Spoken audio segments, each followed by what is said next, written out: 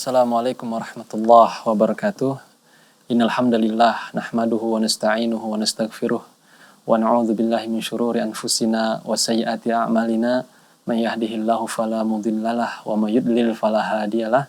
Asyhadu an la ilaha illallah wahdahu la syarikalah wa asyhadu anna Muhammadan abduhu wa rasuluh. Kaum muslimin rahimani wa rahimakumullah jami'an.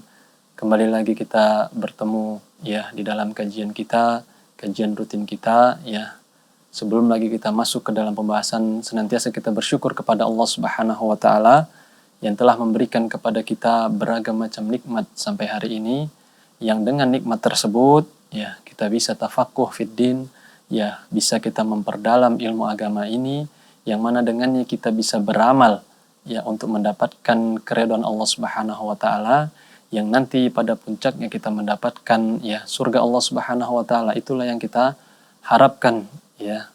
Dan selawat dan salam senantiasa kita berikan kepada Nabi kita Muhammad sallallahu alaihi wasallam. Semoga kita menjadi umatnya yang mendapatkan syafaat beliau di hari kiamat kelak ya. Kaum muslimin rahimani wa rahimakumullah ya. Pembahasan kita merupakan pembahasan ya dasar di dalam agama ini, yaitu pembahasan tauhid ya, yang mana kata para ulama la yastaghni anhu al muslim ya, satu kitab yang dituliskan oleh ulama kita, alim ulama kita ya, yaitu kitab tauhid ya, yang mana kata para ulama kita tidak bisa berlepas diri dengan kitab tersebut saking pentingnya kita mempelajari itu ya, yaitu kitab tauhid ya, yang dimana ditulis oleh ya Syekh Muhammad bin Abdul Wahhab At-Tamimi ya. Oleh karenanya mari kita bersemangat mempelajarinya, mengambil poin-poinnya, faidah-faidahnya untuk kita terapkan di dalam kehidupan kita sehari-hari, agar amalan kita dibangun di atas pondasi yang kokoh ya, agar amalan itu kuat dan senantiasa istiqomah sampai kita menemui Allah Subhanahu wa taala. Kaum muslimin rahimani wa rahimakumullah jami'an. Pertemuan sebelumnya telah kita jelaskan ya bab mengenai al-khawfu minasyirki ya, takut daripada kesyirikan ya, mewaspadai kesyirikan. Telah kita bacakan dua ayat dan satu hadis ya. Maka akan kita lanjutkan pembahasan tersebut. Di sini sebelum kita membacakan hadis, penting saya membacakan perbedaan ya antara syirik besar dan syirik kecil ya. Yang pertama, dan ini sudah kita jelaskan maka akan saya ulangi, penting bahwasannya syirik besar itu menghapuskan semua amalan ya. Amalan yang telah dilakukan seorang hamba dari awal hidup dia beramal ya, beribadah. Kemudian apabila dia melakukan salah satu daripada ya perbuatan-perbuatan syirik besar ya, seperti berdoa kepada selain Allah ya, meminta kepada selain Allah ya, dan lain sebagainya, maka amalan itu akan terhapus ya, akan terhapus semuanya kalau syirik besar ya. Adapun syirik kecil itu menghapuskan amalan yang menyertai amalan itu saja. Contohnya misalnya seseorang sholat ya, sholat maghrib misalnya, kemudian dia ria ya, dan ria ini merupakan salah satu ya bentuk syirik kecil, maka pahala sholat maghribnya saja yang terhapus. Adapun sholat sebelumnya apabila tidak tercampuri ya oleh kesyirikan, maka itu tidak akan terhapus. Itu yang pertama. Yang kedua, syirik besar itu menyebabkan pelakunya kekal di dalam neraka ya. Orang yang melakukan syirik besar dan tidak bertobat sampai dia meninggal dunia, ini terancam dengan kekekalan di dalam neraka Allah Subhanahu wa taala. Adapun syirik kecil yaitu tidak mewajibkan kekekalan ya, walaupun itu merupakan dosa juga yang besar yang mana setiap orang harus menjauhinya ya, tetapi itu tidak menyebabkan kekekalan di dalam neraka. Kemudian perbedaan yang ketiga, bahwasannya syirik besar itu bisa mengeluarkan seseorang dari millah, dari agama ini. Ya, bisa keluar orang. Ya, adapun syirik kecil maka itu tidak menyebabkan keluarnya seseorang dari agama Islam. Ya, itu jadi perbedaan dari syirik besar dan syirik kecil. Kaum muslimin rahimani wa rahimakumullah jami'an, kita akan masuk kepada hadis ya yang diriwayatkan oleh Ibnu Mas'ud radhiyallahu an, ya bahwasannya anna Rasulullah sallallahu alaihi wasallam qaal man mata wa huwa yad'u lillahi niddan ya dakhalan nar ya rawahul Bukhari ya. Adalah Nabi sallallahu alaihi wasallam pernah bersabda, barang siapa yang meninggal dunia dan dia menyeru ya selain daripada Allah ya tandingan-tandingan, maka dia akan masuk ke dalam neraka Allah Subhanahu wa taala ya. Ini adalah hadis yang keempat di dalam bab ini ya, yang menjelaskan bahaya syirik itu ya. Kita akan bacakan makna umum daripada hadis ini. Adalah Nabi Shallallahu Alaihi Wasallam mengabarkan ya, anna man ja'ala lillahi syabihan wa mathilan fil ibadah. Orang-orang yang menjadikan ya Allah Subhanahu wa taala ada di sana tandingan ya di dalam peribadatan, yang mana seseorang menyeru kepada selain Allah dan meminta kepadanya dan beristighatsah kepadanya ya, baik yang diseru itu adalah nabi ataupun selainnya ya, sampai dia meninggal dunia dalam keadaan demikian, menyeru kepada selain Allah, meminta kepada selain Allah, tak bertaubat dia sampai dia meninggal ya, maka tempat kembalinya adalah neraka ya. Tempat kembalinya kelak di akhirat adalah neraka, karena dia telah menjadi orang yang berbuat syirik ya, di mana dia menjadikan ya di sana ada selain Allah untuk diibadahi, untuk diminta ya. Maka terancamlah orang-orang yang demikian itu dengan neraka Allah Subhanahu wa taala. Ya, ini merupakan ya ancaman dari Nabi Shallallahu alaihi wasallam akan bahayanya syirik itu. Ya. Tak akan masuk ke dalam surga ya kalau dia tidak bertaubat. Ya, insyaallah akan kita lanjutkan ya pembahasan ini ya setelah jeda berikut ini.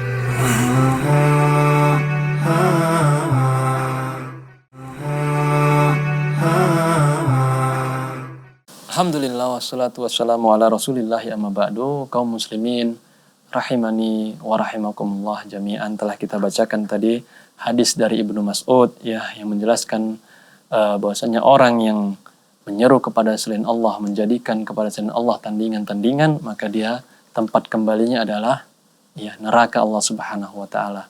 Hadis itu diriwayatkan oleh Al-Imam Al-Bukhari. Kita akan mengambil beberapa faedah daripada hadis itu. Yang pertama, at-takhwifu minasyirki wal hathu 'ala taubati minhu qabla al-maut ya. Faedah yang bisa kita ambil ya, at-takhwif ya, takut ya, mewaspadai daripada kesyirikan itu ya, dan al-hathu 'ala taubah ya, motivasi untuk bertaubat ya, tentunya sebelum ajal itu menjemput ya. Orang-orang yang masih ya terjerumus, masih berlumuran dengan kesyirikan ya, bertobatlah kepada Allah Subhanahu wa taala. Kembalilah kepada Allah Subhanahu wa taala. Insyaallah Allah masih mengampuni dosa kita ya, selama kita bertaubat sebelum ya ajal itu datang. Bertobatlah kepada Allah Subhanahu wa taala. Baik orang-orang yang terjerumus ke dalam syirik besar ataupun syirik kecil, bertobatlah kepada Allah. Kembalilah kepada Allah Subhanahu wa taala. Sembahlah Allah saja, mintalah kepada Allah saja, bertawakallah kepada Allah ya. Kemudian yang kedua, anna kullaman da'a ma'allahi nabiyyan aw waliyan hayyan aw mayyitan aw hajaran aw syajaran faqad ja'ala niddan lillah. Ya. Dari hadis ini disebutkan bahwasanya orang yang menyeru ya selain daripada Allah ya, menyeru Allah dan menyeru yang lainnya, baik yang diseru itu adalah nabi ataupun wali ya, baik yang diseru itu hidup ataupun mati, baik yang diseru itu adalah ya batu-batuan, pohon-pohonan, pada waktu itu dia telah menjadikan tandingan bersama Allah Subhanahu wa taala. Ya, apapun yang dia seru selain Allah, pada waktu itu dia telah menjadikan tandingan, ya sekutu bagi Allah Subhanahu wa taala. Ya, maka hal tersebut sangatlah ya mengkhawatirkan. Ya, disebutkan dia akan masuk ke dalam neraka Allah Subhanahu wa taala. Ya, kita berlindung kepada Allah Subhanahu wa taala dari hal-hal yang demikian. Ya, kemudian faidah yang selanjutnya, annasyirka la yughfaru illa bittaubah. Syirik itu tak akan diampuni kecuali dengan taubat kepada Allah Subhanahu wa taala. Dan taubatnya harus dilakukan sebelum ajal itu datang. Ya. Kalau dilakukan ya setelah ajal itu datang, maka tak akan diterima. Ya, penyesalan di hari kiamat tak akan ada fungsinya, tak akan ada manfaatnya bagi orang yang menyesal. Kalau mau menyesal, maka menyesallah di bumi ini, di dunia ini sebelum datang ajal itu. Bertobatlah kepada Allah Subhanahu wa taala. Ya. Kembalilah kepada Allah Subhanahu wa taala. Murnikanlah peribadatan hanya kepada Allah Subhanahu wa taala. Ya, yakinlah bahwasannya yang bisa mengabulkan permintaan hanyalah Allah Subhanahu wa taala. Yang bisa menyembuhkan penyakit, yakinlah hanyalah Allah Subhanahu wa taala. Berdoalah kepada Allah Subhanahu wa taala. Kemudian faedah yang bisa kita simpulkan dari hadis ini, ya, maksudnya kita ya harus senantiasa mengawas diri kita ya agar kita ya tidak terjerumus kepada ya hal-hal yang akan menyeret kepada kesyirikan, ya, tontonan-tontonan di televisi, di media, ya, yang mana di sana banyak ya hal-hal yang kalau kita tidak pandai memilih dan memilah, ya, bisa jadi seseorang itu terjerumus, dia tidak sadar, ya, tidak sadar bahwasannya konten, ya, pilihan, ya, isi daripada materi-materi itu, ya, sangat berbahaya bagi akidahnya ataupun orang-orang yang menyaksikannya, baik ya anak-anaknya, ya, dan lain sebagainya. Ya, ini mengajarkan kepada kita agar benar-benar kita memilih dan memilah, ya, untuk pandai-pandai kita ya melihat ya materi-materi yang ada di media massa, ya, karena kalau kita melihat ya banyak sekali ya para orang-orang yang ahli dalam retorika ya mengajarkan ya ilmu-ilmu yang mana ya bisa jadi ilmu tersebut ya tidak sesuai dengan Al-Quran dan Sunnah, ya justru sebaliknya mengajak seseorang kepada perbuatan kesyirikan, ya, amalan-amalan yang tak pernah dilakukan oleh Nabi Shallallahu Alaihi Wasallam, amalan-amalan ya yang jauh dari tuntunan Nabi Shallallahu Alaihi Wasallam, justru lebih dekat kepada kesyirikan, ya, bid'ah-bid'ah yang berbau kepada syirikan, ya, ini harus kita waspadai. Ya, hari ini ya anak-anak kita yang dengan mudah memegang media itu, orang tua harus pandai ya di dalam mengawas, ya, memperhatikan hal tersebut, ya, karena siapa yang bisa menjamin ya orang yang memegang media pandai dia memilter, memilih-milih ya konten yang sesuai untuk dirinya, ya. Oleh karenanya senantiasa kita berdoa kepada Allah Subhanahu wa taala agar Allah Subhanahu wa taala membimbing kita, ya, memberikan petunjuk kepada kita untuk kita bisa selamat dari fitnah yang satu ini. Kaum muslimin rahimani wa rahimakumullah jami'an, kita akan lanjutkan ke hadis yang berikutnya, ya, yang diriwayatkan oleh Imam Muslim dari Jabir radhiyallahu anna Rasulullah sallallahu alaihi wasallam qala man laqiyallaha wa huwa la yusyriku bihi syai'a dakhala al-jannah wa man laqiyahu yusyriku bihi syai'a dakhalan nar. Ya. Nabi Shallallahu alaihi wasallam bersabda, barang siapa yang menemui Allah, ya, meninggal dan menemui Allah Subhanahu wa taala dan dia tidak berbuat syirik, dia akan masuk ke dalam surga. Dan sebaliknya yang menemui Allah Subhanahu wa taala dan dia berbuat syirik, maka dia akan masuk ke dalam neraka Allah Subhanahu wa taala.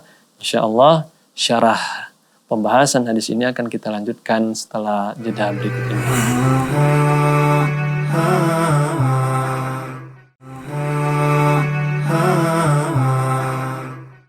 Alhamdulillah wassalatu wassalamu ala rasulillahi amma ba'du. Kaum muslimin rahimani wa rahimakumullah jami'an.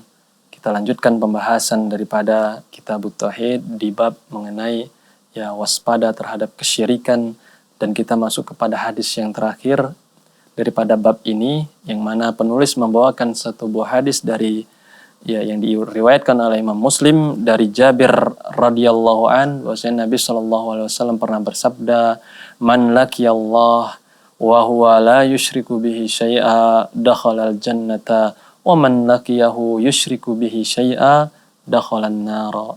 Ya. Barang siapa yang menemui Allah dan dia tidak berbuat syirik sama sekali, meninggal dalam keadaan tidak berbuat syirik sama sekali, maka dia akan masuk ke dalam surga Allah. Sebaliknya yang menemui Allah, meninggal, tapi dia bersama itu berbuat kesyirikan, maka dia akan masuk ke dalam neraka Allah Subhanahu wa taala. Hadis ini diriwayatkan oleh Imam Muslim. Makna umum daripada hadis ini bahwasannya Rasulullah SAW mengabarkan kepada kita bahwasannya orang-orang yang mati di atas tauhid, maka dia itu pasti akan masuk ke dalam surga Allah Subhanahu wa taala. Sebagaimana hadis yang telah kita sebutkan tadi, barang siapa yang meninggal dunia bertemu dengan Allah tanpa kesyirikan, pasti dia akan masuk ke dalam surga Allah Subhanahu wa taala. Ini janji dari Nabi SAW yang diwahyukan langsung oleh Allah Subhanahu wa taala. Memotivasi kita agar senantiasa istiqomah di atas tauhid ini. Istiqomah bisa diperoleh dengan apa? Dengan kita belajar, dengan kita beramal, dan dengan kita berdoa kepada Allah Subhanahu wa taala. Orang tidak akan bisa istiqomah kalau dia tidak memiliki ilmu.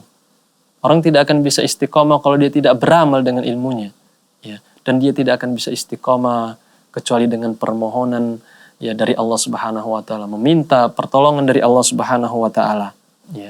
Adapun orang-orang pelaku dosa besar, dan dia meninggal dalam keadaan melakukan dosa besar selain daripada syirik, maka dia itu di bawah kehendak Allah Subhanahu wa taala. Kalau Allah Subhanahu wa taala menghendaki dia diampuni, maka Allah ampuni. Kalaupun Allah ingin dia mengadabnya, maka Allah akan adab orang tersebut, dan Allah keluarkan orang tersebut dari neraka dan Allah masukkan ke dalam surga Allah Subhanahu wa taala, selama dosa yang dilakukan itu bukanlah syirik besar. Adapun orang-orang yang melakukan kesyirikan dan meninggal dalam keadaan berbuat syirik, maka tidak akan masuk ke dalam surga Allah Subhanahu wa taala, dan dia tidak akan mendapatkan rahmat dari Allah Subhanahu wa taala. Dia akan kekal di dalam neraka Allah Subhanahu wa taala. Tentunya ini tadi syirik besar. Adapun syirik kecil, sebagian ulama mengatakan maka dia tidak akan kekal di dalam neraka Allah Subhanahu wa taala. Kaum muslimin rahimani wa rahimakumullah jami'an. Di dalam hadis ini ada ancaman besar bagi orang-orang yang masih senantiasa dalam kubangan kesyirikan. Hati-hatilah, jangan sampai Allah cabut dalam keadaan berbuat syirik. Maka bertobatlah dari sekarang. Siapa yang tahu ajal? Siapa yang tahu maut itu datang?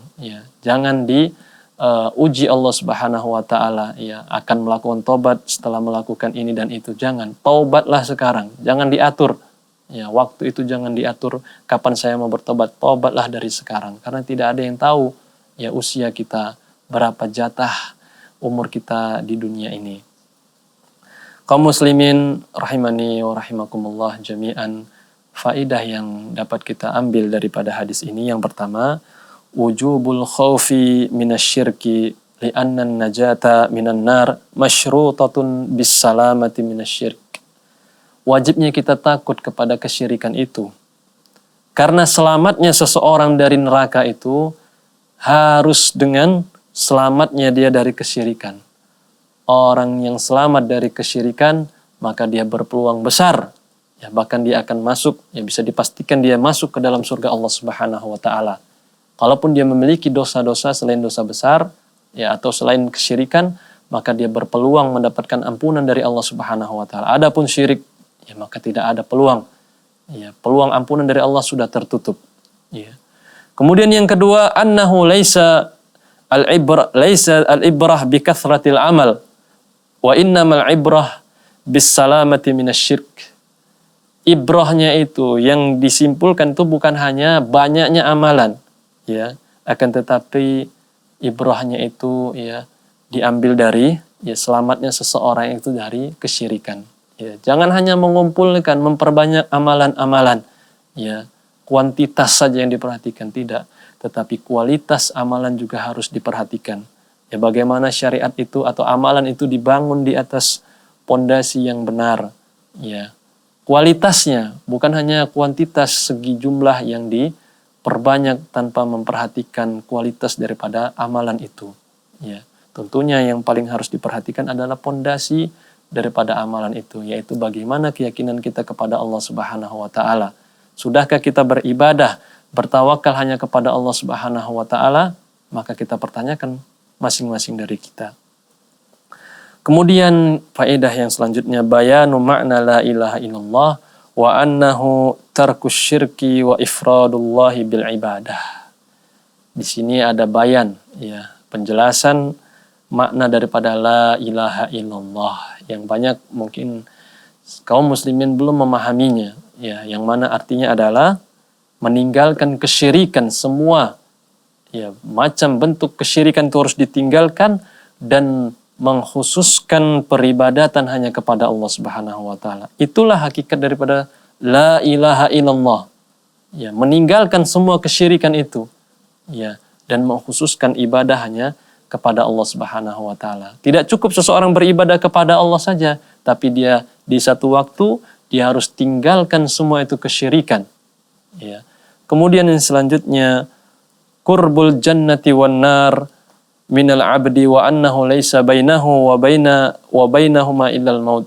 Ya, dekatnya antara surga dan neraka dan tidak ada penghalang seseorang dari keduanya, ya, melainkan hanya kematian. Ya, kematianlah yang menghalangi seseorang. Ya, sangat dekat, ya. Kemudian yang terakhir adalah fadilatu man salima minasyirk, ya, keutamaan bagi orang-orang yang selamat dari kesyirikan itu, ya. Orang-orang yang selamat dari kesyirikan tentunya janji Allah Subhanahu wa taala apa tadi yang disebutkan dalam hadis, ya, man laqiya Allah Subhanahu wa taala wa huwa la yusyriku bihi syai'a dakhalal jannah. Orang yang bertemu Allah Subhanahu wa taala tak melakukan perbuatan kesyirikan, maka dia akan dakhalal jannah, dia akan masuk ke dalam surga Allah Subhanahu wa taala. Kita berdoa kepada Allah Subhanahu wa taala, ya, supaya Allah Subhanahu wa taala senantiasa membimbing kita, ya, agar kita tetap istiqomah di atas ketauhidan ini sampai kita menemui Allah Subhanahu wa taala, agar Allah Subhanahu wa taala, ya, tidak menghapuskan amalan-amalan kita dan dengan amalan itu, ya, bisa mengundang rahmat Allah, mengundang keridhaan Allah Subhanahu wa taala yang dengannya kita bisa masuk ke dalam surga Allah Subhanahu wa taala. Demikian kajian kita pada hari ini. Semoga kita bisa mengambil faidah dan kita bisa, ya, terapkan di dalam kehidupan kita sehari-hari. Wa akhiru da'wana alhamdulillahi rabbil alamin. Assalamualaikum warahmatullahi wabarakatuh.